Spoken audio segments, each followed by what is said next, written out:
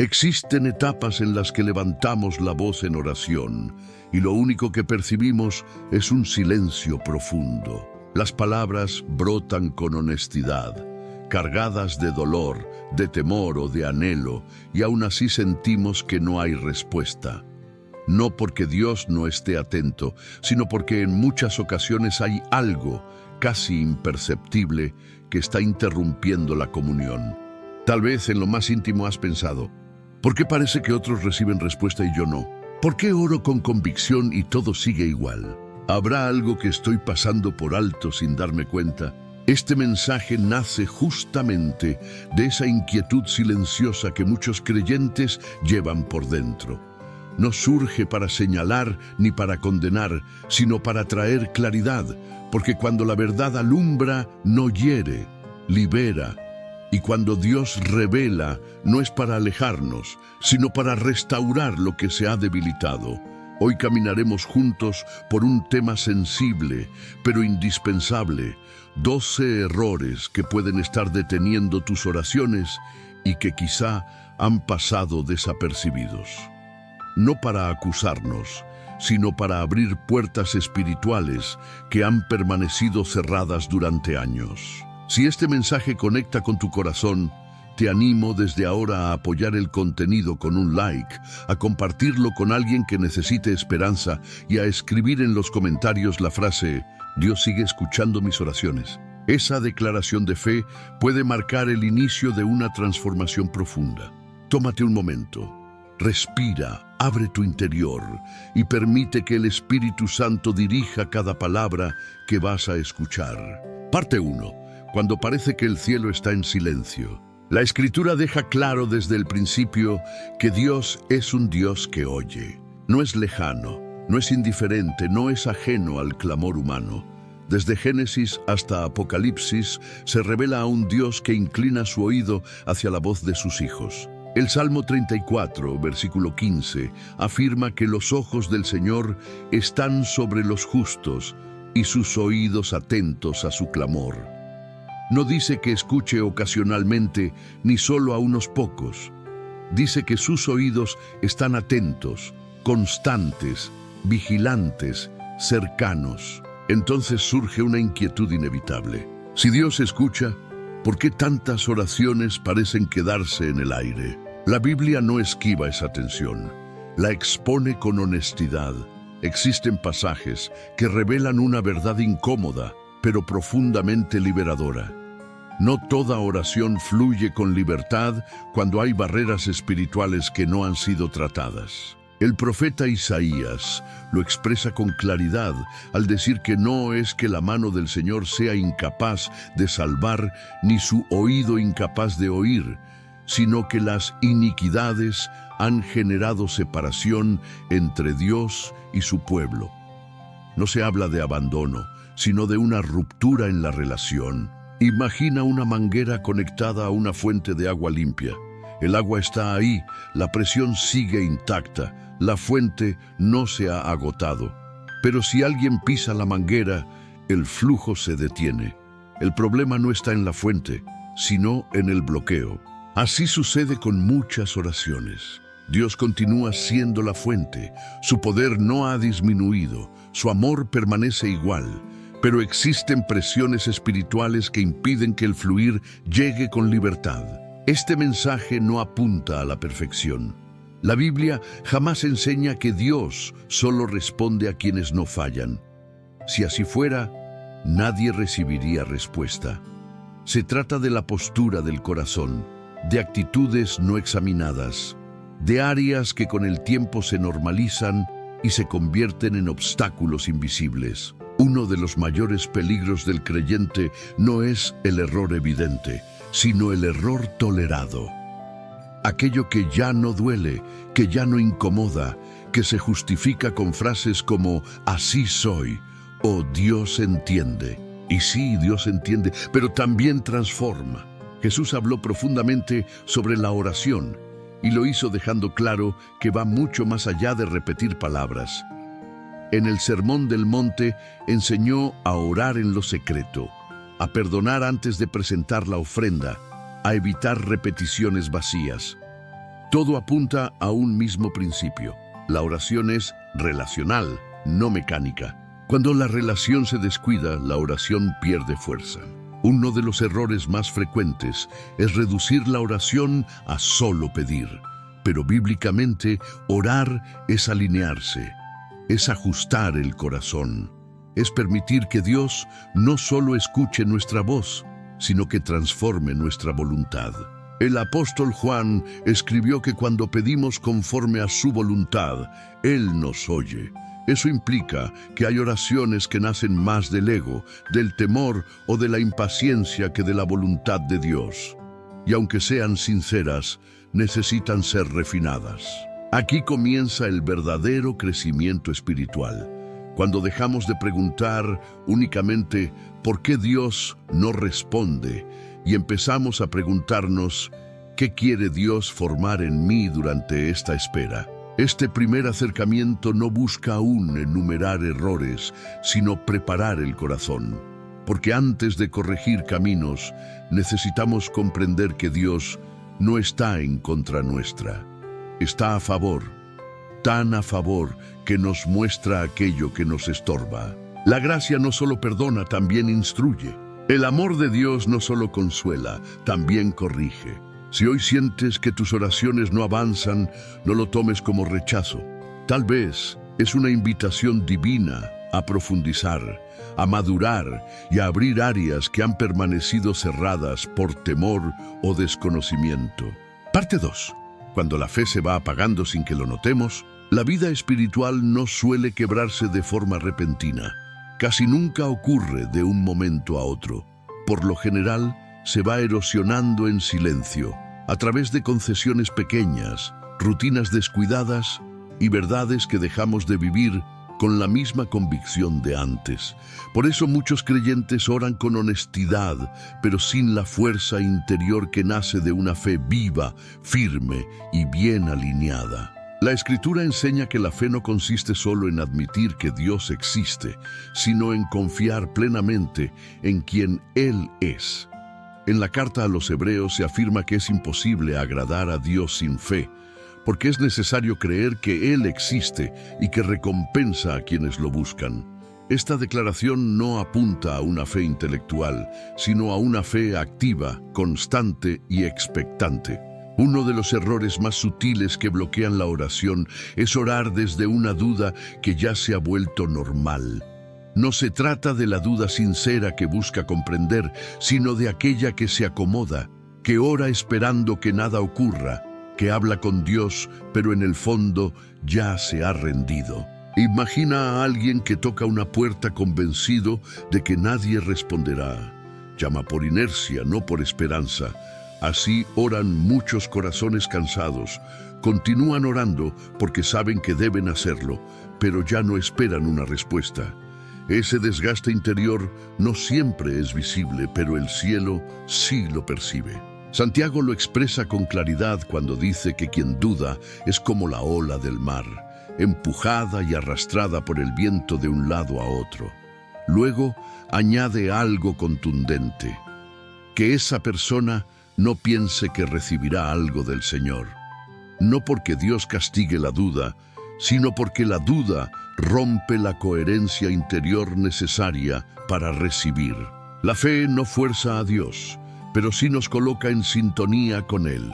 Cuando la fe se debilita, la oración pierde rumbo, se transforma en un monólogo lleno de palabras correctas, pero sostenido por un corazón dividido. Otro fundamento doctrinal importante es entender que la oración está profundamente conectada con la obediencia.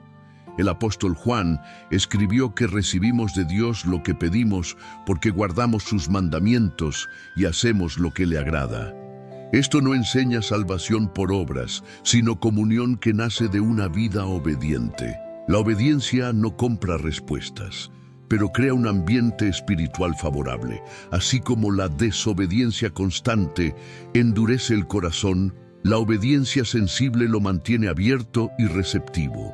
Aquí aparece otro error frecuente: separar la vida de oración de la vida cotidiana. Muchos oran con devoción, pero viven en contradicción.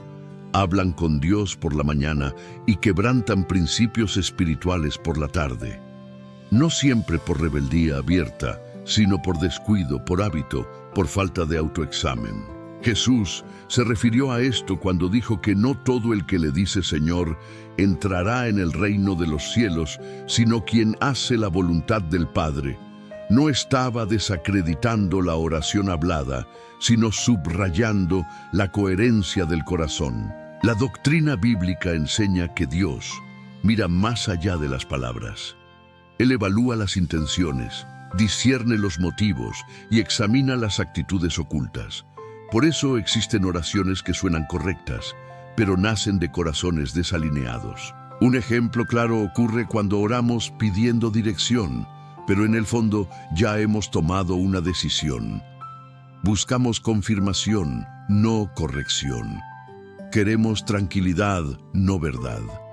Esa postura interior bloquea el fluir de la oración porque convierte a Dios en un observador de nuestras decisiones, no en el Señor que las gobierna. El profeta Jeremías declaró que el corazón es engañoso más que todas las cosas. Por eso una vida de oración sana requiere humildad constante, disposición a ser corregidos y apertura real al cambio. Otro error doctrinal es orar desde una imagen distorsionada de Dios. Algunos lo ven solo como un juez severo, otros como un proveedor automático, otros como un recurso de emergencia. Sin embargo, la Biblia lo revela como Padre. Cuando esa verdad se pierde, la oración se vuelve tensa, temerosa o interesada. La carta a los Romanos enseña que no hemos recibido un espíritu de esclavitud para vivir otra vez en temor, sino un espíritu de adopción, por el cual clamamos Padre. Cuando oramos sin esa conciencia de hijos, oramos desde la inseguridad y no desde la confianza. Muchos creyentes cargan culpas no resueltas, no porque Dios no haya perdonado, sino porque ellos no han aceptado ese perdón. Entonces oran como quien se siente indigno, esperando apenas migajas espirituales, y no como hijos que se acercan con libertad al trono de la gracia. Hebreos nos exhorta a acercarnos con confianza al trono de la gracia para alcanzar misericordia y hallar ayuda en el momento oportuno. Esa invitación deja claro que existe una manera correcta de acercarse y que esa manera se basa en la obra de Cristo, no en nuestro desempeño personal. Cuando ignoramos este fundamento, caemos en otro error silencioso: orar desde la autoacusación constante. Eso no es arrepentimiento genuino, es condenación interior, y la condenación no proviene de Dios. La teología bíblica es clara: no hay condenación para quienes están en Cristo Jesús. Sin embargo, muchos siguen orando como si aún estuvieran lejos, como si la cruz no hubiera sido suficiente. Esto bloquea la oración porque debilita la identidad espiritual. Y cuando no sabemos quiénes somos en Cristo, tampoco sabemos cómo acercarnos a Dios. La oración fluye cuando existe una identidad clara, una fe viva y una obediencia sensible. No se trata de perfección, sino de una sinceridad alineada con la verdad. Aquí todavía no estamos hablando de acciones visibles, sino de fundamentos invisibles, porque aquello que no se corrige en la raíz termina repitiéndose en el fruto. Antes de avanzar hacia aspectos prácticos, era necesario establecer esta base doctrinal: la fe, la obediencia, la identidad y una imagen correcta de Dios son pilares esenciales de una vida de oración saludable. Cuando alguno de ellos se debilita, la oración lo resiente, aunque sigamos orando con disciplina. Parte 3. Cuando lo que vivimos no coincide con lo que decimos en oración, existe una tensión silenciosa que muchos creyentes experimentan sin advertirlo. Oran con honestidad, pero caminan con incoherencia. No porque haya hipocresía intencional, sino porque a veces no comprendemos cuánto impacta la vida diaria en la eficacia espiritual de nuestras oraciones. La oración no es un instante aislado dentro del día. No es una burbuja espiritual que se enciende por unos minutos y luego desaparece. Desde la perspectiva bíblica, La oración es la prolongación de la relación con Dios, y esa relación se edifica en lo cotidiano, en lo sencillo, en aquello que nadie más observa. Jesús enseñó que donde esté nuestro tesoro, allí también estará nuestro corazón. Esta verdad no se limita al dinero, sino que revela prioridades. Muchos oran pidiendo paz, dirección, provisión o restauración, pero sus decisiones diarias muestran que su verdadero tesoro está en otro lugar. Uno de los errores más frecuentes es vivir sin revisar el estado del corazón. La Biblia nos exhorta una y otra vez a examinarnos. El salmista le pedía a Dios que escudriñara su interior y mostrara si había en él algún camino equivocado. No lo hacía desde la culpa, sino desde la conciencia de que el autoengaño espiritual es peligroso. Cuando dejamos de examinarnos, empezamos a normalizar actitudes que afectan la oración. Resentimientos pequeños, palabras hirientes justificadas, hábitos que apagan la sensibilidad espiritual, decisiones tomadas sin consultar a Dios. Jesús enseñó algo muy revelador cuando dijo que si llevamos una ofrenda al altar y recordamos que alguien tiene algo contra nosotros, debemos dejar la ofrenda y buscar la reconciliación primero. Esto muestra que, para Dios, la relación con los demás está profundamente conectada con la comunión con Él. Aquí surge otro error que bloquea muchas oraciones: la ausencia de un perdón vivido en la práctica. No el perdón teórico que decimos haber otorgado, sino el que se manifiesta en la actitud, en la forma de hablar y en la renuncia al deseo de venganza. Jesús fue claro al afirmar que si no perdonamos a los demás, nuestro Padre tampoco perdonará nuestras ofensas. Esta enseñanza no habla de perder la salvación, sino de una comunión interrumpida. El perdón no es un sentimiento, es una decisión espiritual que libera el corazón. Muchas personas oran pidiendo libertad, pero siguen cargando ofensas antiguas como si fueran tesoros ocultos.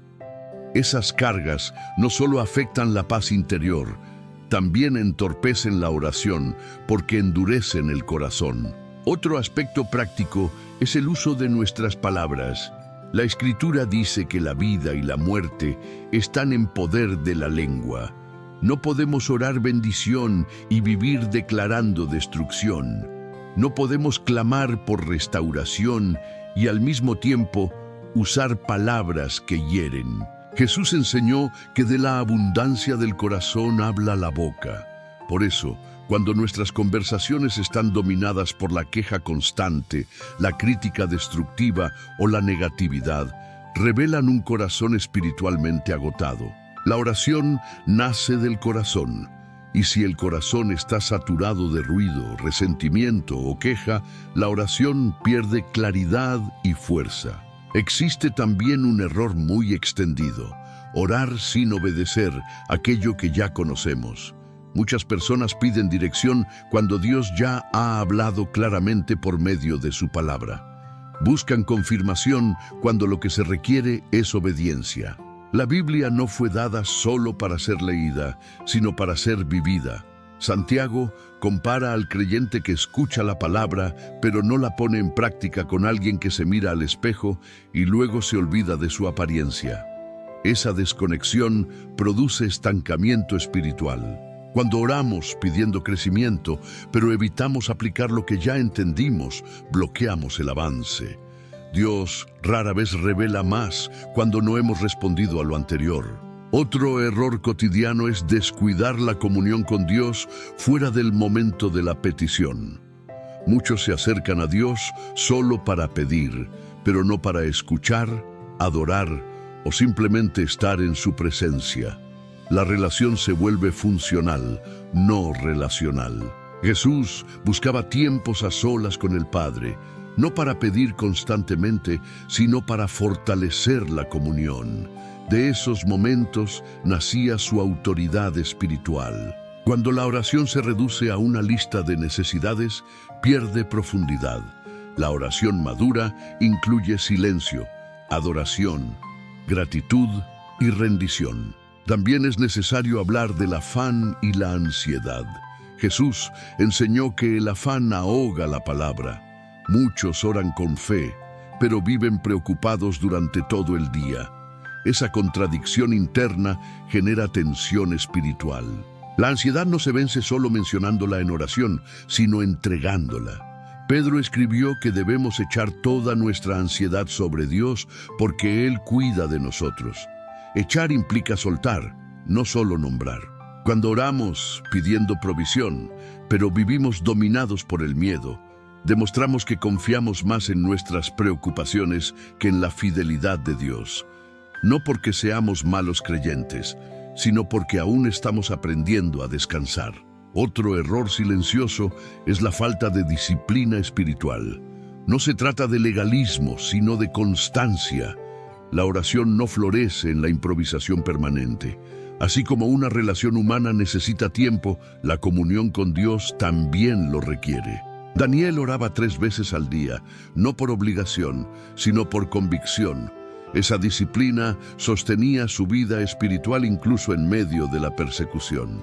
Cuando la oración se vuelve esporádica, reactiva o meramente emocional, pierde estabilidad. Dios no busca cantidad, sino constancia sincera.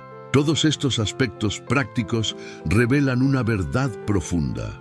La oración no se bloquea solo por pecados evidentes y visibles, sino por pequeñas incoherencias acumuladas. No por rebeldía abierta, sino por descuido prolongado.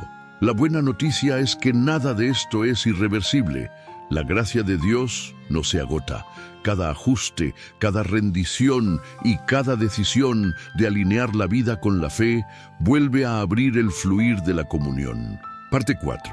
Enseñanzas que la Escritura muestra con total claridad. La Biblia no presenta a sus personajes como ideales inalcanzables ni como figuras perfectas. Los muestra como personas reales, con fortalezas y debilidades, con momentos de fe firme y etapas de fragilidad. Precisamente por eso, sus relatos se convierten en espejos espirituales, donde podemos reconocer nuestros propios errores y aprendizajes, especialmente en lo relacionado con la oración. Un ejemplo muy claro es el del rey Saúl. Al inicio de su llamado, Saúl manifestaba humildad, se percibía pequeño ante sus propios ojos. Sin embargo, con el paso del tiempo, algo comenzó a transformarse en su interior. Empezó a obedecer solo a medias, a justificar sus decisiones y a hacer lo que le parecía correcto según su propio criterio, aun cuando ya no estaba alineado con la instrucción de Dios. En el primer libro de Samuel se narra cómo Saúl desobedeció una orden directa del Señor y luego intentó justificar su acción con argumentos aparentemente espirituales. Afirmó que había reservado lo mejor para ofrecer sacrificios, pero el profeta Samuel le respondió con una verdad que atraviesa toda la Escritura. La obediencia vale más que el sacrificio. Aquí se revela un error profundo que bloquea la comunión con Dios: usar prácticas religiosas para encubrir la desobediencia. Saúl oraba, ofrecía sacrificios y hablaba de Dios, pero su corazón ya no estaba rendido. Su oración perdió peso porque su obediencia se volvió selectiva. Otro ejemplo contundente es el del pueblo de Israel en los días del profeta Isaías. Dios les habla con palabras severas, diciendo que no soporta sus reuniones, que está cansado de sus oraciones y que cierra sus oídos. No porque oraran poco, sino porque oraban sin justicia, sin arrepentimiento genuino y sin un cambio real de vida. Isaías registra que Dios les dice que aunque multipliquen sus oraciones, Él no escuchará, porque sus manos están llenas de sangre. Luego los llama a limpiar su corazón, a dejar de hacer lo malo y a aprender a hacer el bien. Esto revela que la oración no puede separarse de una vida transformada. Aquí aparece otro error frecuente: orar sin un arrepentimiento verdadero. No se trata de pedir perdón de manera automática, sino de permitir que ese arrepentimiento produzca una transformación real. El arrepentimiento bíblico no es solo sentir tristeza, es cambiar de dirección. David, en contraste, nos ofrece un ejemplo diferente. Él también cometió faltas graves, falló como rey, como esposo y como líder. Pero cuando fue confrontado, no se defendió ni culpó a otros, no minimizó su pecado, se quebrantó delante de Dios. El Salmo 51 revela el corazón de alguien que entiende qué es lo que realmente restaura la comunión. David declara que el sacrificio que agrada a Dios es un espíritu quebrantado, un corazón contrito y humillado. No pidió primero que se resolvieran las consecuencias, pidió que su interior fuera limpiado. Por eso, aunque David enfrentó consecuencias, su comunión fue restaurada. Su oración recuperó peso porque su corazón volvió a alinearse con Dios. Otro relato revelador es el de Elías en el Monte Carmelo. El pueblo había mezclado la adoración al Dios verdadero con la idolatría. Los profetas de Baal clamaron durante horas, gritaron, se hirieron y repitieron palabras sin cesar, pero no hubo respuesta. No porque no fueran sinceros, sino porque su objeto de adoración no era real. Cuando Elías ora, lo hace con sencillez. No extiende su oración ni busca impresionar. Simplemente honra al Dios verdadero y restaura el altar que estaba derribado. Entonces, el fuego desciende. Este relato muestra un principio profundo. La oración pierde poder cuando el altar interior está dividido. No se puede servir a dos señores. No se puede buscar a Dios mientras el corazón está rendido a otros ídolos, aunque estos no sean visibles. Hoy los ídolos no siempre son imágenes talladas. A veces son el control, el orgullo, el reconocimiento, el dinero o la aprobación de los demás. Cuando algo ocupa el lugar que solo Dios debe ocupar, la oración se debilita. Otro ejemplo es el del profeta Jonás. Él oró desde el vientre del pez, pero antes de llegar allí había huido de la voluntad de Dios. Oró, sí, pero solo después de reconocer su desobediencia. Mientras huía, no hay registro de oración. El clamor surgió cuando aceptó su condición. Esto revela otro error silencioso. Evitar a Dios cuando sabemos que estamos desobedeciendo. Muchos creyentes se alejan de la oración, no porque hayan perdido la fe, sino porque se sienten incómodos. Piensan que deben arreglar su vida primero para luego acercarse. Pero Dios no exige perfección previa. Pide rendición sincera. El libro de Proverbios enseña que quien encubre su pecado no prosperará, pero quien lo confiesa y se aparta alcanzará misericordia. Esa prosperidad no es solo material, es espiritual, es avance, claridad y comunión. También encontramos el ejemplo de los fariseos, quienes oraban en público con palabras elocuentes, pero Jesús dijo que ya habían recibido su recompensa. Oraban para ser vistos, no para ser transformados. Su error fue convertir la oración en un espectáculo. La oración pierde profundidad cuando se utiliza para alimentar el ego, cuando se busca aprobación humana en lugar de comunión divina. Dios no rechaza la oración pública, pero sí examina la motivación del corazón. En contraste, Jesús habló del publicano que oraba golpeándose el pecho, reconociendo su necesidad de misericordia. Jesús afirmó que ese hombre salió justificado no por la elocuencia de sus palabras, sino por su postura interior. Todos estos ejemplos bíblicos nos enseñan una verdad constante. Dios responde a corazones rendidos, no a fórmulas repetidas. La oración fluye donde hay verdad, humildad y alineación genuina. Parte 5. Voces que bien podrían ser las nuestras. Hay verdades espirituales que se comprenden con mayor profundidad cuando se expresan a través de historias, no porque necesiten ser adornadas, sino porque el corazón humano aprende de manera más profunda por medio de la experiencia, incluso cuando esa experiencia es relatada. A lo largo del tiempo, muchas personas han atravesado luchas similares en su vida de oración, aunque sus nombres y circunstancias sean diferentes. Sus relatos reflejan errores comunes, pero también revelan la paciencia de un Dios que continúa llamando, esperando y restaurando. Imagina a una mujer que cada noche eleva una oración por su familia. Sus palabras son honestas. Ama a Dios. Confía en su poder. Sin embargo, guarda en su interior un resentimiento profundo hacia alguien que la hirió hace muchos años. Nunca lo expresa. Nunca lo confronta. Simplemente lo conserva. Ora pidiendo paz, pero se acuesta con pensamientos de enojo. Ora pidiendo sanidad, pero sigue alimentando heridas que no han cerrado. Con el paso del tiempo, comienza a sentir que sus oraciones ya no producen el mismo efecto. No porque Dios se haya apartado, sino porque su corazón se fue endureciendo lentamente. El resentimiento no resuelto se convirtió en un muro invisible. Cuando finalmente decide perdonar, no porque la otra persona lo merezca, sino porque entiende que su propia alma necesita libertad, algo cambia, no necesariamente afuera de inmediato, sino dentro de ella. Y desde ese nuevo lugar, la oración vuelve a fluir con descanso. Imagina ahora a un hombre que ora constantemente buscando dirección. Desea saber qué decisión tomar, qué camino seguir. Ayuna, ora y busca consejo. Pero en lo profundo de su corazón, la decisión ya está tomada. Lo único que espera es confirmación. Cuando las circunstancias no se acomodan a lo que él espera, se frustra y concluye que Dios no responde.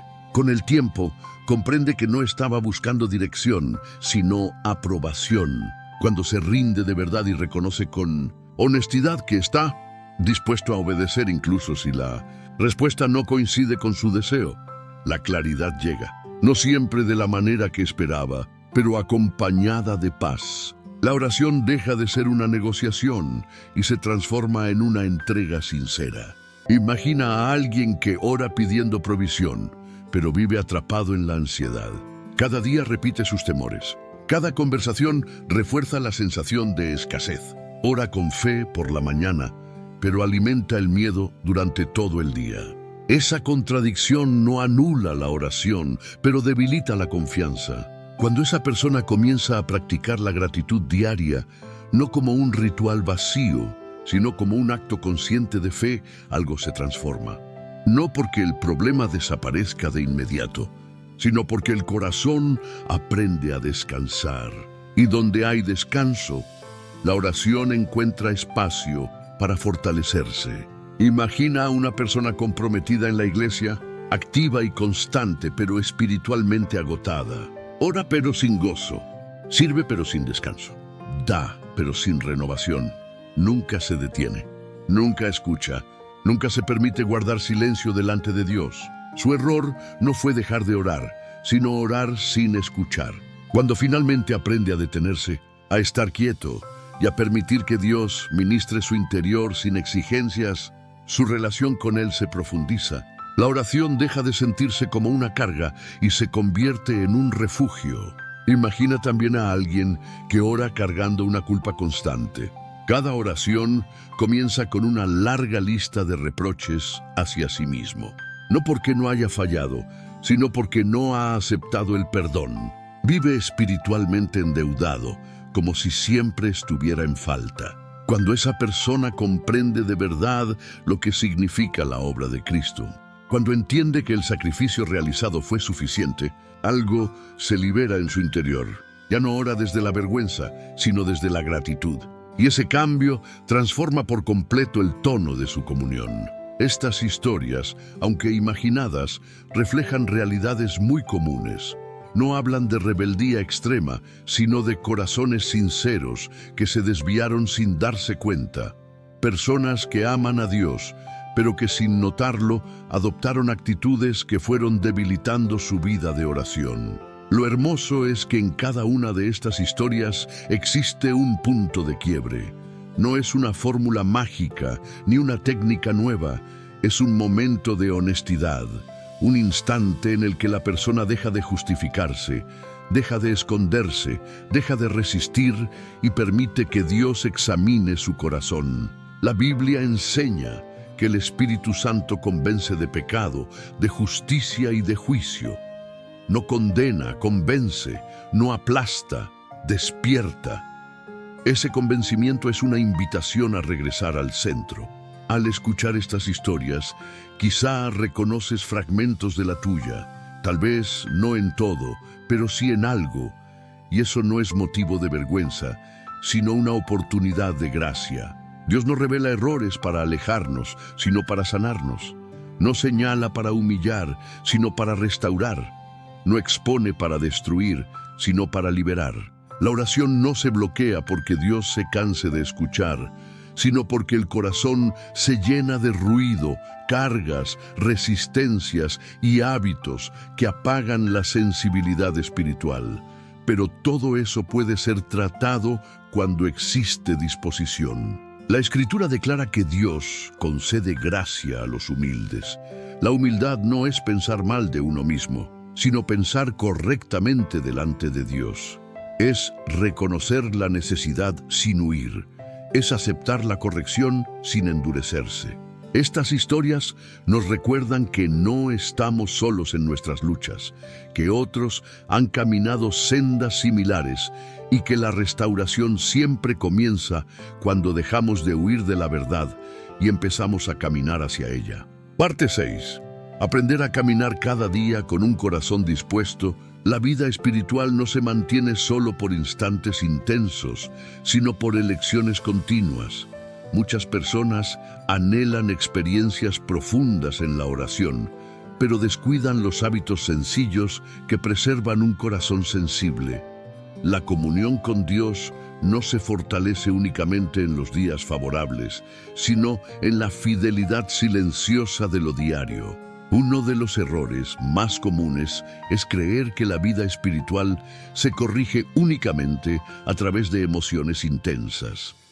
Llorar en la presencia de Dios puede traer alivio y sanidad, pero si no está acompañado de cambios concretos, ese alivio suele ser pasajero.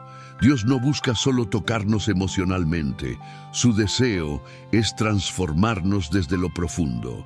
La Escritura nos llama a vivir guiados por el Espíritu, no a visitarlo de forma ocasional. Vivir implica constancia, rumbo y dependencia. No se trata de alcanzar perfección, sino de cultivar sensibilidad. Un corazón sensible percibe cuando algo se desajusta y responde con humildad. Una de las disciplinas espirituales más olvidadas es el silencio delante de Dios. Vivimos rodeados de ruido constante, opiniones, información, demandas y preocupaciones. Incluso nuestras oraciones pueden llenarse de palabras, pero carecer de escucha. El salmista decía que su alma esperaba en silencio en Dios. Ese silencio no es vacío, es atención consciente. Cuando no damos espacio para escuchar, la oración se convierte en un monólogo. Y aunque Dios siempre escucha, nosotros dejamos de percibir su dirección. El silencio nos ayuda a discernir, ajustar y rendir. No siempre habrá una voz audible, pero sí una guía interior que produce paz. Otra disciplina poco practicada es la gratitud intencional.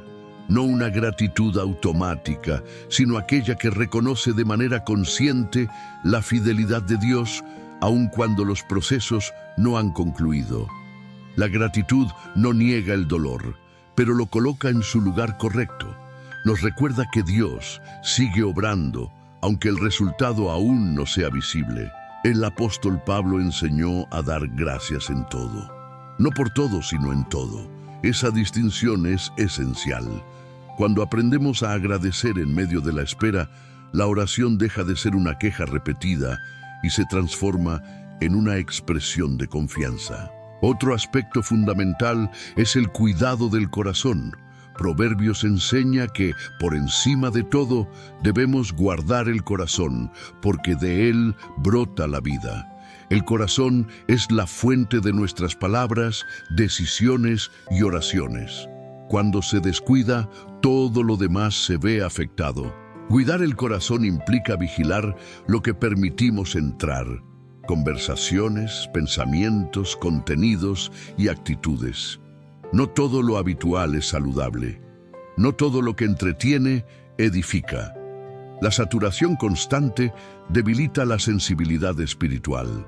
La oración se vuelve pesada cuando el corazón está agotado. Y muchas veces ese cansancio no proviene de Dios, sino de una vida sin descanso interior. Jesús invitó a los cansados y cargados a acercarse a Él para hallar descanso para el alma. Ese descanso no es inactividad, es confianza profunda. Otro consejo esencial es practicar la confesión frecuente delante de Dios, no como un ritual cargado de culpa, sino como una limpieza espiritual.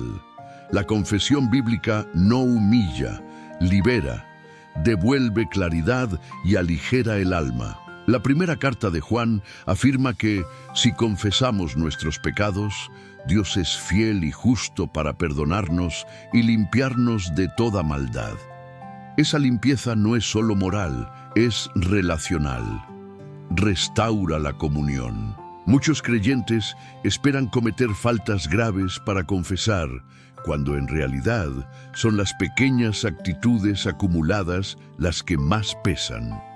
La confesión constante mantiene el corazón sensible y blando. También es necesario alinear nuestras expectativas. A veces oramos esperando que Dios actúe exactamente como lo imaginamos, en el tiempo que deseamos y de la forma que consideramos correcta.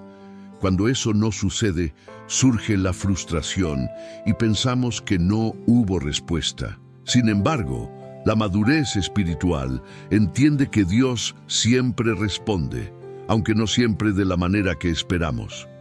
En ocasiones la respuesta es afirmativa, en otras es negativa y muchas veces es espera. La espera no es rechazo, es formación. Isaías escribió que quienes esperan en el Señor renuevan sus fuerzas. No habló de quienes reciben de inmediato, sino de quienes aprenden a esperar. La espera bien vivida fortalece la fe, purifica la intención y profundiza la relación. Otro hábito que transforma es la lectura constante de la palabra, no como una obligación pesada, sino como alimento diario. La palabra alinea la mente, corrige la perspectiva y nutre la fe. Cuando dejamos de exponernos a la verdad, comenzamos a interpretar la vida solo desde la emoción. La fe nace al escuchar, y escuchar proviene de la palabra de Dios. Cuando la fe se debilita, la oración pierde firmeza. Por eso, una vida de oración sana siempre está acompañada por una vida saturada de escritura. También es importante hablar del servicio con un corazón equilibrado. Servir sin descanso, sin límites y sin comunión puede conducir al agotamiento espiritual. Dios no se glorifica en nuestro desgaste, sino en una obediencia saludable. Marta servía con intensidad, mientras María eligió sentarse a los pies de Jesús. Jesús no desprecia el servicio, pero coloca la comunión como prioridad. Cuando servimos sin permanecer con Él, la oración se vuelve mecánica. Otro consejo práctico es rodearnos de una comunión sana. La vida cristiana no fue diseñada para vivirse en aislamiento. La exhortación mutua, la oración compartida y el acompañamiento espiritual fortalecen la fe. Eclesiastés enseña que dos son mejor que uno, porque si uno cae, el otro puede levantarlo. Cuando caminamos solos, es más fácil perder perspectiva. La comunión nos ayuda a ver con claridad cuando nuestra visión se nubla. Finalmente, es esencial aprender a descansar en la gracia. No todo depende de nuestro esfuerzo. La oración no es una carga que debamos sostener, es un privilegio que podemos disfrutar. Dios no nos ama más cuando oramos mejor. Nos ama porque somos sus hijos. Cuando dejamos de intentar impresionar a Dios y comenzamos a confiar plenamente en Él, la oración se vuelve natural, fluida, sincera y llena de vida. Parte 7. Cuando la oración deja de ser solitaria y se convierte en comunión viva, existe una dimensión de la vida espiritual que muchos creyentes pasan por alto sin darse cuenta: la dimensión comunitaria de la fe. La oración no fue pensada únicamente como un acto privado, aislado o individual, aunque el tiempo a solas con Dios es esencial. Desde la perspectiva bíblica, la oración también es un acto que une, que conecta y que nos recuerda que no caminamos solos. Desde el inicio, Dios llamó a un pueblo y no solo a personas aisladas. Llamó a Abraham, pero a partir de él formó una nación. Liberó a Israel como comunidad. Jesús eligió discípulos para que caminaran juntos. La iglesia nació orando en unidad. La fe cristiana siempre tuvo un rostro colectivo. Uno de los errores que limita la profundidad de la oración es vivir la fe de manera aislada, como si no necesitáramos a otros. No siempre por orgullo evidente, sino a causa de heridas pasadas, decepciones, cansancio emocional o temor a volver a confiar. Muchos cerraron su corazón porque en algún momento fueron juzgados, ignorados o heridos. Entonces aprendieron a orar solos, a cargar solos y a luchar solos. Pero el aislamiento espiritual debilita el alma, aunque la intención sea protegerse. El libro de los Hechos describe a la iglesia primitiva perseverando unánime en la oración. No afirma que oraran de manera perfecta, sino juntos. Esa unidad espiritual creó un ambiente donde el Espíritu Santo se movía con libertad. Las respuestas no siempre eran inmediatas, pero la comunión fortalecía la fe. Cuando oramos juntos, algo se ordena internamente, no porque las palabras tengan más fuerza, sino porque los corazones se alinean. La fe de uno sostiene al cansado. La esperanza de otro levanta al que duda. La oración compartida nos recuerda que Dios también obra a través de su pueblo. Jesús prometió que donde 2 o 3 se reúnen en su nombre, Él está en medio. Esa promesa no reemplaza la oración personal, pero revela una dimensión especial de su presencia cuando hay unidad. Otro error frecuente es orar contra otros en lugar de orar con otros. No siempre de manera explícita, sino en el interior del corazón. Juzgamos, comparamos y señalamos. Pedimos que Dios cambie a alguien, pero no permitimos que nos transforme a nosotros. La unidad no significa pensar igual en todo, sino caminar con un mismo espíritu. Pablo exhortó a la iglesia a soportarse en amor, a perdonarse mutuamente y a mantenerse en humildad. Estas actitudes protegen la comunión y con ella la fuerza de la oración. Cuando la iglesia se divide, la oración se debilita. No porque Dios se aleje, sino porque el corazón colectivo se fragmenta. La oración fluye donde hay amor, paciencia y misericordia. También existe el error de servir sin comunión. Muchas personas participan activamente en actividades espirituales, pero no construyen vínculos profundos. Están presentes, pero no conectadas. Sirven, pero no comparten el corazón. La iglesia no es un edificio, es un cuerpo. Y un cuerpo solo funciona correctamente cuando sus miembros están unidos. La oración comunitaria no se trata solo de reunirse, sino de caminar juntos en verdad. El apóstol Pablo comparó la iglesia con un cuerpo donde cada parte necesita de la otra. Cuando uno sufre, todos sufren. Cuando uno se alegra, todos se alegran. Esa conexión espiritual fortalece la fe y sostiene la oración en los momentos difíciles. Hay personas que dejaron de orar con otros porque sienten que su carga es demasiado pesada. Piensan que nadie podrá comprenderlas. Sin embargo, la Escritura enseña que debemos llevar las cargas los unos de los otros, no para exponernos sin cuidado, sino para caminar acompañados. La oración compartida no elimina el dolor, pero lo hace más llevadero. No resuelve todo de inmediato, pero trae consuelo. No siempre cambia la situación, pero transforma la manera de enfrentarla. Otro aspecto importante es aprender a interceder y no solo a pedir. La intercesión ensancha el corazón, nos saca del centro, nos conecta con el dolor ajeno, y cuando intercedemos, algo también se transforma dentro de nosotros. Job oró por sus amigos después de haber sido juzgado por ellos, y fue en ese momento cuando Dios restauró su situación. No porque sus amigos lo merecieran, sino porque el corazón de Job fue sanado. La intercesión rompe el egoísmo espiritual. Nos recuerda que la fe no gira únicamente alrededor de nuestras propias necesidades. Cuando oramos por otros, el corazón se expande y la comunión se profundiza. También es importante comprender el poder del acuerdo espiritual. Jesús enseñó que si dos se ponen de acuerdo en la tierra respecto a lo que pidan, les será concedido. Ese acuerdo no es solo verbal, es espiritual. Implica alineación de propósito y de corazón. Muchos oran juntos, pero no están alineados en espíritu.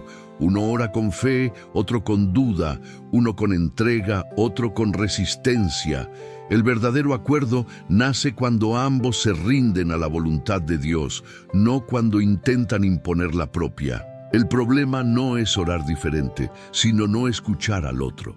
La oración comunitaria requiere humildad para escuchar, discernir y ceder. No se trata de quién ora mejor, sino de caminar juntos hacia Dios. Otro bloqueo frecuente es la falta de honra entre hermanos. Cuando no valoramos el proceso del otro, cuando minimizamos su dolor o espiritualizamos su lucha, cerramos puertas a la comunión. La honra crea un ambiente seguro donde la oración puede florecer. La Biblia enseña que debemos considerar a los demás como superiores a nosotros mismos, no por inferioridad, sino por amor. Esa actitud protege la unidad. La iglesia no es perfecta, pero es el instrumento que Dios eligió para manifestar su gracia. Cuando rechazamos la comunión, no rechazamos solo a personas, rechazamos una provisión divina para nuestra vida espiritual. La oración se fortalece cuando dejamos de vernos como individuos aislados y comenzamos a reconocernos como parte de una familia espiritual. Una familia imperfecta, pero redimida. En proceso, pero sostenida por la gracia. Parte 8. Cuando la respuesta de Dios llega de maneras inesperadas. Una de las razones más profundas por las que muchas personas sienten que sus oraciones no avanzan no es porque Dios no haya respondido, sino porque la respuesta no coincidió con lo que esperaban. Esperaban una puerta que se abriera y recibieron un tiempo de espera. Esperaban un cambio visible en las circunstancias y recibieron un proceso interior. Esperaban alivio inmediato y recibieron fortaleza para mantenerse firmes. Esto no siempre se enseña con claridad y por eso muchos terminan desanimados. Confunden el silencio con abandono y la demora con rechazo. Sin embargo, la Escritura revela una verdad distinta. Dios siempre responde, aunque no siempre lo haga de la forma que imaginamos. El profeta Habacuc clamó a Dios con preguntas difíciles. Le preguntó hasta cuándo permitiría la injusticia y por qué parecía guardar silencio. Dios respondió, pero no de la manera que Habacuc esperaba. Le habló de un plan mayor, de un tiempo señalado y de una visión que aún no se cumplía. Luego le dijo algo clave, aunque parezca tardar, espérala. La espera no es ausencia de respuesta. Es parte de la respuesta. Uno de los errores que roba la paz en la oración es interpretar la respuesta de Dios únicamente desde lo inmediato. Vivimos en una cultura marcada por la rapidez y los resultados instantáneos, y sin notarlo, trasladamos esa lógica a la vida espiritual. Pero Dios obra con profundidad, no con prisa. Abraham clamó durante años por un hijo. Dios respondió, pero en un tiempo que formó su carácter, no solo su deseo. Si la promesa hubiera llegado antes, Abraham no habría aprendido a confiar plenamente. La espera no fue castigo, fue formación. Moisés clamó por la libertad del pueblo, pero antes de ver el mar abrirse, tuvo que enfrentar oposición, rechazo y agotamiento. La respuesta llegó, pero a través de un camino que fortaleció su fe y la de quienes caminaban con él. Otro error frecuente es pensar que una respuesta negativa significa que Dios no ama o no escucha. Pablo oró 3 veces para que le fuera quitado un aguijón. Dios no lo quitó. En lugar de eso, le dio una revelación más profunda. Mi gracia te basta. Esa respuesta no eliminó la dificultad, pero le otorgó una fuerza mayor. Dios no siempre quita la carga, a veces ensancha los hombros. Cuando no comprendemos esto, la oración se llena de frustración. Seguimos pidiendo lo mismo una y otra vez, no porque falte fe, sino porque no hemos discernido que Dios está obrando de otra manera. Jesús mismo vivió esto en Getsemaní. Oró pidiendo que, si era posible, pasara de él aquella copa. Pero añadió una frase que revela verdadera madurez espiritual. No se haga mi voluntad, sino la tuya. La respuesta del Padre no fue quitar la cruz, sino fortalecer al Hijo para atravesarla. Esto revela una verdad profunda. La oración madura no busca controlar a Dios, busca alinearse con Él. Otro error silencioso es medir la fidelidad de Dios según las circunstancias. Cuando todo parece ir bien, creemos que Dios responde. Cuando algo se complica, pensamos que se ha alejado. Pero la Escritura enseña que Dios es fiel, incluso cuando no lo percibimos. El pueblo de Israel caminó por el desierto, y Dios estaba con ellos. No tenían comodidad, pero tenían provisión. No tenían un rumbo visible, pero recibían dirección diaria. La nube y la columna de fuego no eliminaban el cansancio, pero confirmaban su presencia constante. Muchas oraciones son respondidas con presencia, no con cambios inmediatos. Dios permanece, acompaña y sostiene. Y esa presencia transforma más profundamente que cualquier solución rápida. Otro aspecto importante es aprender a discernir los tiempos de Dios. Eclesiastés enseña que todo tiene su tiempo y su momento. Orar fuera del tiempo de Dios genera frustración. No porque la petición sea incorrecta, sino porque aún no es el momento adecuado. David fue ungido como rey mucho antes de sentarse en el trono. Entre la promesa y el cumplimiento hubo persecución, huida y aprendizaje. Si hubiera llegado antes al trono, su corazón no habría estado preparado para sostenerlo. El tiempo de espera no es tiempo perdido, es tiempo de preparación. También existe el error de limitar la respuesta de Dios a una sola forma. Oramos esperando una solución específica, y cuando Dios actúa de otra manera, no lo reconocemos. Pedimos provisión, y Dios envía una persona. Pedimos fuerza, y Dios permite una prueba que la desarrolla. La fe madura aprende a reconocer la mano de Dios, incluso cuando no coincide con el plan original.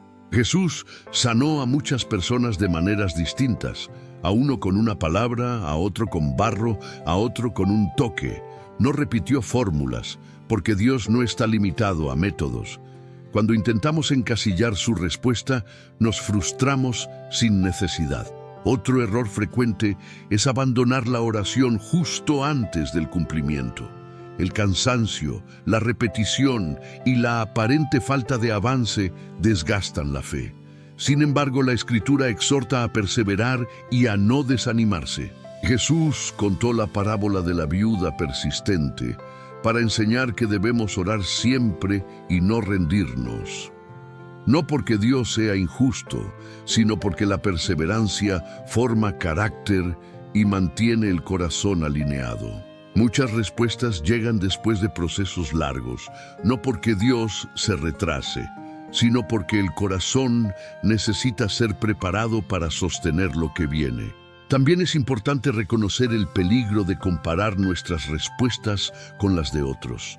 Cada proceso es distinto, cada historia es única. Cuando comparamos, perdemos gratitud y sembramos frustración. Pedro preguntó a Jesús qué sería de Juan. Jesús le respondió que eso no le correspondía saberlo y le dijo simplemente que lo siguiera. Esa respuesta nos recuerda que la relación con Dios es personal.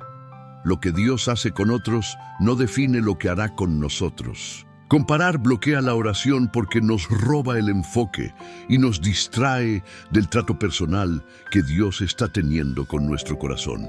La oración no es una competencia, es una relación. Cuando comprendemos que Dios responde de formas diversas, en tiempos distintos y con propósitos profundos, algo se libera en nuestro interior. Dejamos de exigir y comenzamos a confiar. Dejamos de intentar controlar y aprendemos a descansar. La oración deja de ser una lista de reclamos y se convierte en un diálogo de confianza, un espacio donde incluso el silencio tiene significado. Parte 9. Cuando la esperanza se afirma y la oración vuelve a ocupar su lugar, llegar hasta este punto no significa que todas las preguntas hayan encontrado respuesta ni que cada lucha haya terminado. Significa algo más profundo. Ahora hay claridad donde antes había confusión. Hay comprensión donde antes solo existía frustración. Y cuando la verdad ilumina el interior, la esperanza deja de ser un deseo frágil para convertirse en una convicción sólida. Muchos creyentes pasan años pensando que el problema de su vida de oración es la falta de palabras, la falta de fe o la falta de disciplina. Sin embargo, a lo largo de este recorrido, hemos descubierto algo distinto. La oración suele bloquearse más por la condición del corazón que por la forma del clamor. Dios nunca ha estado distante, nunca ha cerrado sus oídos, nunca ha dejado de ser fiel. Lo que ocurre muchas veces es que el corazón se va endureciendo sin notarlo. La comunión se debilita por acumulación y la oración se vuelve pesada porque ya no nace desde la verdad interior. La buena noticia es que todo aquello que bloquea la oración puede ser tratado por la gracia. Nada de lo que se ha mencionado es definitivo ni irreversible. Dios no revela para condenar, revela para sanar.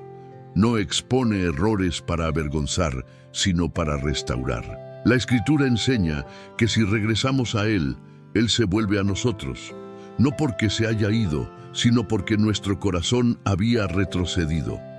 El arrepentimiento bíblico no es un evento dramático, es un regreso consciente. Es volver al centro, es realinear el corazón. Uno de los mayores engaños espirituales es pensar que ya es demasiado tarde, que después de tantos errores, de tanta sequedad o de tanto silencio, ya no hay camino de regreso. Pero la Biblia está llena de historias que desmienten esa mentira. El hijo pródigo regresó cuando ya no tenía fuerzas, cuando había tocado fondo y cuando no tenía argumentos. Y el padre no lo recibió con reproches, sino con un abrazo. No lo interrogó, lo restauró. No lo humilló, lo reafirmó como hijo. Esa imagen revela el corazón de Dios hacia quienes vuelven cansados, confundidos o heridos. Dios no espera oraciones perfectas, espera corazones sinceros. La oración recupera su lugar cuando dejamos de verla como una obligación y comenzamos a entenderla como una relación viva. Cuando dejamos de usarla solo para pedir y aprendemos a habitar en ella. Cuando dejamos de huir de la verdad y permitimos que Dios examine con amor aquello que necesita ser ajustado. Muchos de los errores que bloquean la oración no nacen de una rebeldía abierta, sino de la ignorancia, el cansancio o heridas que no han sido sanadas. Dios no desprecia eso. Él se acerca con paciencia. El Salmo 145 afirma que el Señor está cerca de todos los que lo invocan, de todos los que lo invocan de verdad. Invocar de verdad no significa hacerlo de forma perfecta, sino hacerlo con honestidad, sin máscaras, sin excusas, sin resistencia. La oración vuelve a fluir cuando el corazón se rinde sin reservas, cuando dejamos de negociar con Dios y comenzamos a confiar, cuando aceptamos que su voluntad es mejor, incluso cuando no la comprendemos por completo. La esperanza cristiana no se apoya en circunstancias favorables, sino en un Dios fiel. Por eso, aun cuando la respuesta tarda, aun cuando el proceso duele, aun cuando el camino no es claro, la esperanza permanece. Romanos enseña que la esperanza no avergüenza, porque el amor de Dios ha sido derramado en nuestros corazones. Esa esperanza no descansa en resultados inmediatos, sino en la certeza de que Dios sigue obrando. La oración no siempre transforma la situación de inmediato, pero siempre transforma a quien ora cuando el corazón está dispuesto. Y cuando el corazón cambia, la perspectiva cambia. Y cuando la perspectiva cambia, la fe se fortalece. Tal vez, después de recorrer todo esto, reconoces errores que antes no veías. Tal vez identificas actitudes que se fueron acumulando con el tiempo. Tal vez ahora entiendes por qué la oración se volvió pesada, rutinaria o frustrante. Eso no es motivo de culpa. Es una invitación a regresar. Regresar a la sencillez. Regresar a la honestidad. Regresar a la comunión. Dios no te pide que soluciones todo antes de acercarte. Te invita a acercarte para que Él haga la obra. No te exige fortaleza, te pide sinceridad. No te pide todas las respuestas, te pide confianza. La oración no es una técnica que se domina, es una relación que se cultiva. Y como toda relación viva, necesita cuidado, tiempo, verdad y humildad. Si algo debe quedar grabado en el corazón, es esto: Dios sigue escuchando, incluso cuando no lo sientes, incluso cuando fallas, incluso cuando te cansas. Él sigue siendo Padre, sigue siendo fiel, sigue estando cerca.